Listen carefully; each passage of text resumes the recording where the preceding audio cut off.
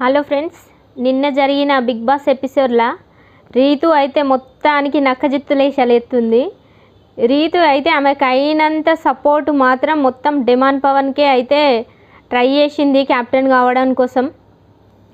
Game ఆడుతున్నప్పుడు ఈమె stop అనుడేంది, buzzer sound నొక్కినప్పుడు అప్పుడు సౌండ్ వచ్చినప్పుడు కదా అసలు గేమ్ స్టాప్ కావాల్సింది. స్టాప్ అని నేను అరిచిన 3 సార్లు అరిచినా కూడా వినిపించుకోకుండా ఇమానియల్ భరణి కలర్ టీషర్ట్కు పూసిరని చెప్పి భరణి గారిని నామినేట్ చేసుడేంది.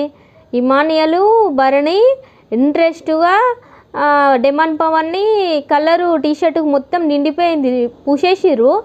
ఏడా వాళ్ళు గెలుస్తారో అని చెప్పి నక్కజిత్తులేశాలతోటి నేను 3 టైమ్స్ స్టాప్ అని చెప్పిన.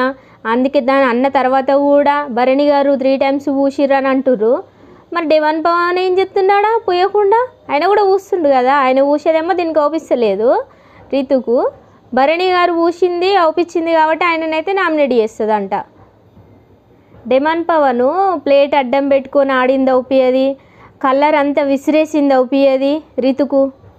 భరణి గారు ఇమానియలు ఇంట్రెస్ట్గా గేమ్ ఆడుతుంటే ఇంకా మీదికించెళ్ళి అక్కడ ప్రియా శ్రీజ వాళ్ళిద్దరు డిస్టర్బ్ చేస్తున్నారు.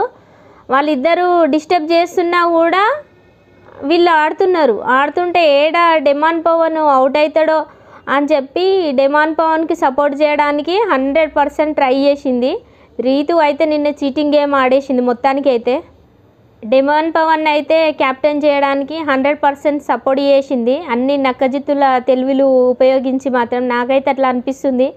మీకేమనిపిస్తుంది చెప్పండి ఫ్రెండ్స్. మరిన్ని బిగ్ బాస్ అప్డేట్స్ ఇస్తుంటా, చూడాలనుకున్న వాళ్ళు నా ఛానల్ సబ్స్క్రైబ్ చేసుకోండి, లైక్ చేయండి ఫ్రెండ్స్. Thank you, bye.